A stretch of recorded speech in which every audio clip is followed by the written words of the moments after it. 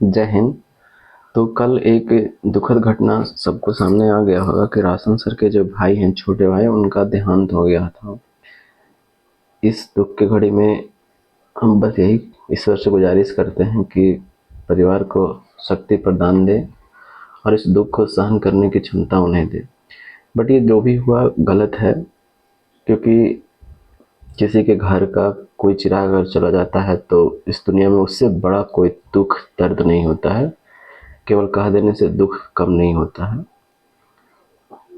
तो बस हम लोग इंसान हैं, कर भी क्या सकते हैं। बस यही कह सकते हैं सरकार से कि इसकी निष्पक्षता से जांच होनी चाहिए और इसमें जो भी शामिल हो उसे सख्त से सख्त सजा होनी चाहिए। ऐसा नहीं कि किसी बाहरी लोगों के क्या उसमें दबाव में इसकी जांच हो, ऐसा बिल्कुल नहीं। ठीक है, तो चलिए आज जो हमें पढ़ना है वो आगे देखते हैं। ठीक है, क्योंकि पहले जो हमने क्या पढ़ चुका था, पहले हमने पढ़ा था 1773 ईस्वी का रेगुलेटिंग एक्ट हमने पढ़ लिया था। ठीक है, फिर उसके बाद में हमने पढ़ा था क्या, 1781 ईस्वी का एक्ट ऑफ सेटलमेंट पढ़ा था और सबको रीजन से पढ़ा था। ऐसा नहीं है कि केवल आकर के पीडीएफ पढ़ दिया काम खत्म हो गया। ठीक है, अच्छे तरीके से पढ़ा था। और फिर आज हम पढ़ने वाले हैं 1784 ईस्वी का पिट्स इंडिया एक्ट। अच्छा, ये 1784 ईस्वी का पिट्स इंडिया एक्ट जो था, इसमें क्या बात किया गया था। जैसे हम 1773 ईस्वी का रेगुलेटिंग एक्ट जो हम पढ़ रहे थे, इसमें कुछ खामी रह गया था, तो इसीलिए एक और एक्ट आया।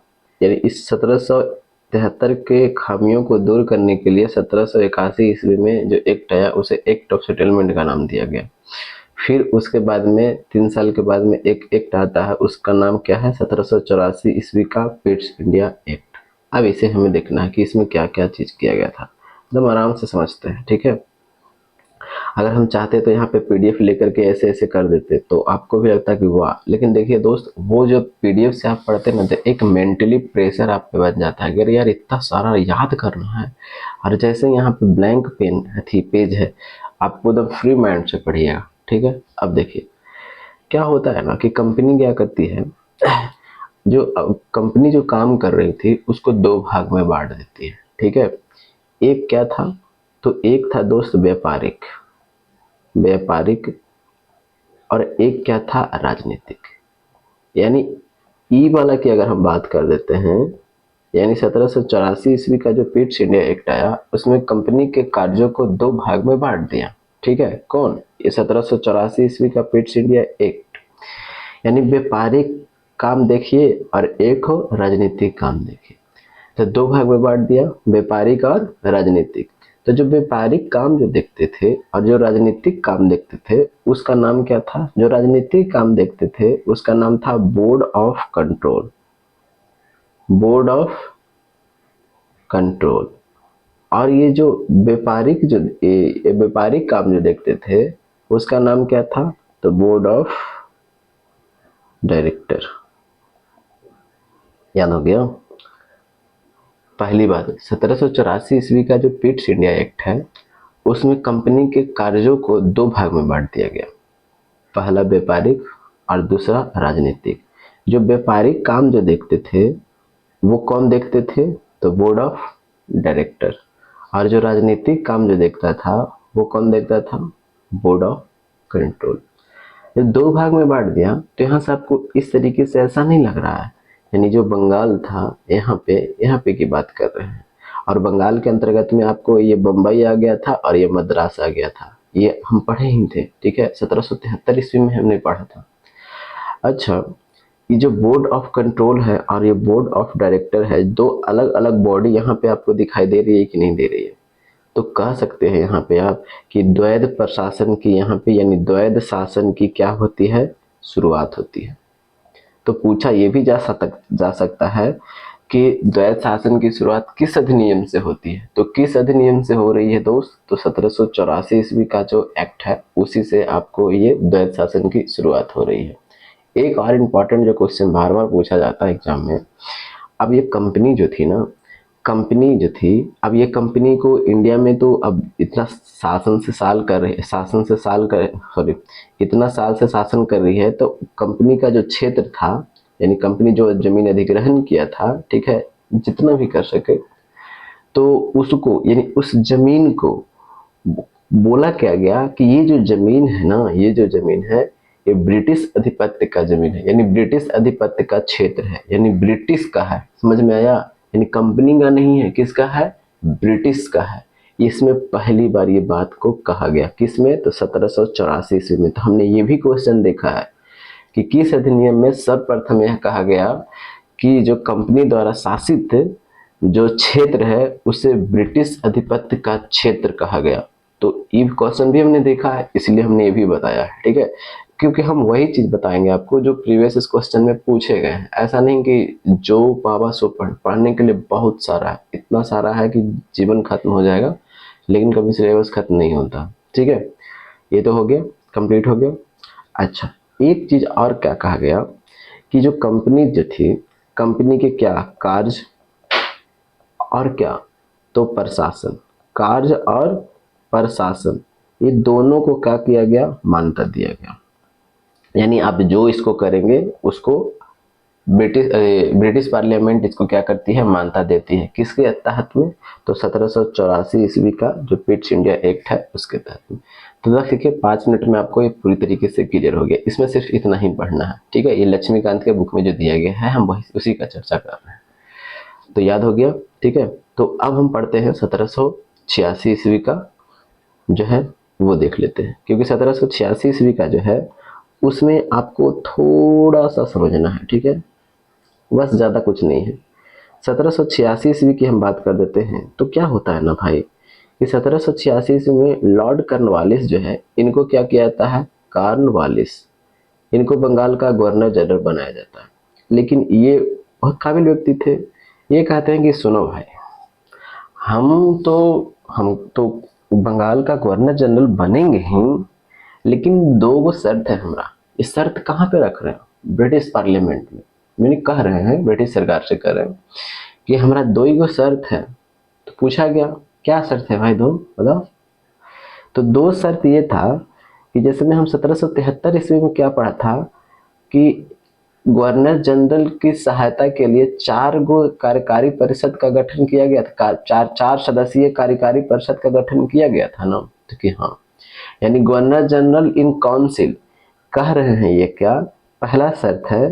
तो कॉर्नवालिस क्या कर रहा है कि गवर्नर जनरल इन काउंसिल जो है इसके जो निर्णय होगा, ठीक है, कोई विशेष परिस्थिति आया और गवर्नर जनरल इन काउंसिल के जो निर्णय होगा वो हम नहीं मानने का अधिकार हमको होना चाहिए। समझ रहे हैं? यानी कोई ऐसा विशेष परिस्थिति में अगर इनका मन करे कि गवर्नर जनरल के काउंसिल जितने हैं, जो 4 सदस्यीय काउंसिल जो है, वो कोई निर्णय पर पहुंचा, ठीक है, और हमारा मन कर रहा है कि यार ये सब इसका बात हम नहीं माने या हमको ठीक नहीं लग रहा है, वो जो चारों जिस निर्णय दे रहा है हमें ठीक नहीं लग रहा, तो हम उसकी बात को नहीं भी मानेंगे। तो ये कौन बोल रहा है? कॉर्नवालिस बोल रहा है, ठीक है। तो ये वाला उसको दे दिया गया कि ठीक है भाई, तुम नहीं मान सकते हो।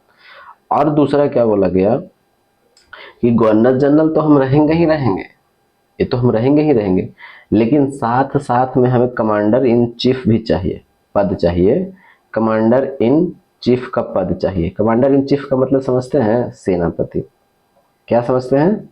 तो सेनापति का पद भी चाहिए। कौन बोल रहे हैं? कॉर्नवालिस बोल रहा है।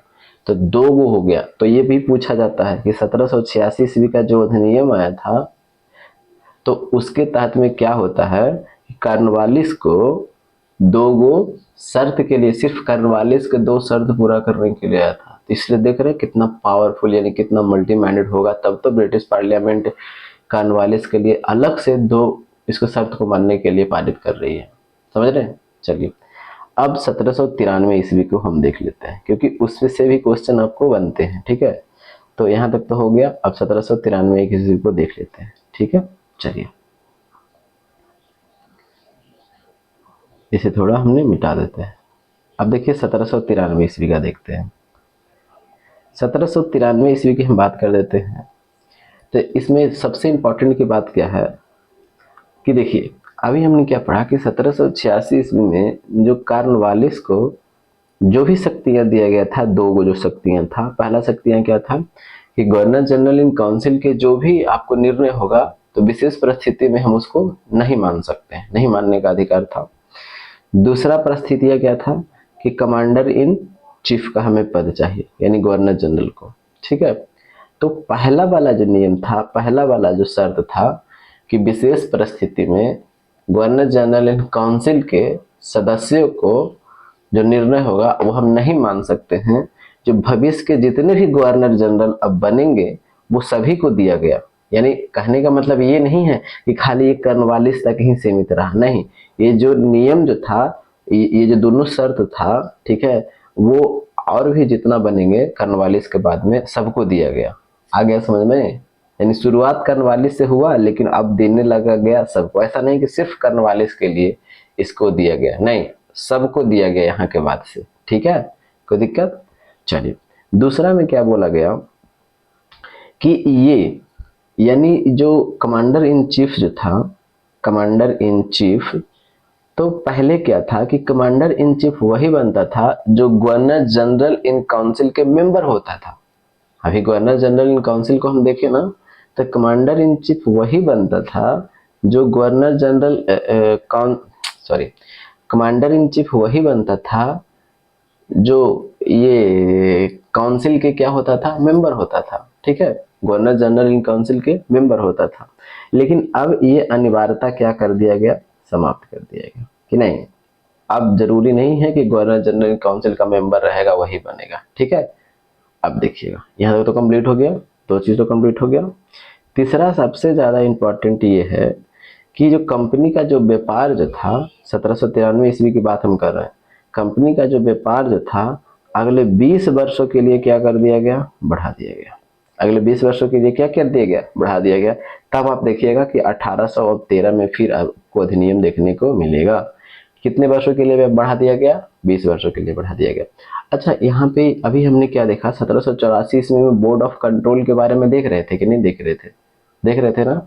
तो हाँ, तो बोर्ड ऑफ कंट्रोल की अगर हम बात कर देते हैं तो इसमें जो भी आपको सदस्य होंगे इसके पैसा कहाँ से दिया जाएगा, भारतीय राजस्व से दिया जाएगा। यानी बोर्ड ऑफ कंट्रोल के जितने भी मेंबर हैं वो सभी को भुगतान कहाँ से किया जाएगा, ये भारतीय पैसा से किया जाएगा, यानी भारतीय राजस्व से इसको भुगतान किया जाएगा। तो ये था 1793 ईस्वी का कोई चार्टर अधिनियम। ठीक है, तो 3 अधिनियम है, इससे क्वेश्चन बनते हैं, बढ़िया बढ़िया एग्जाम दीजिएगा तो बनते हैं। तो हम बस यही कोशिश कर रहे हैं कि एक छोटे छोटे वीडियो में आपको समझा दे ताकि आपको लोड ना पड़े। ठीक है, बाकी कैसा लगा सेशन बताइएगा जरूर। ठीक है, कुछ सुधार करने की जरूरत हो तो वो भी बताइएगा। जय हिंद।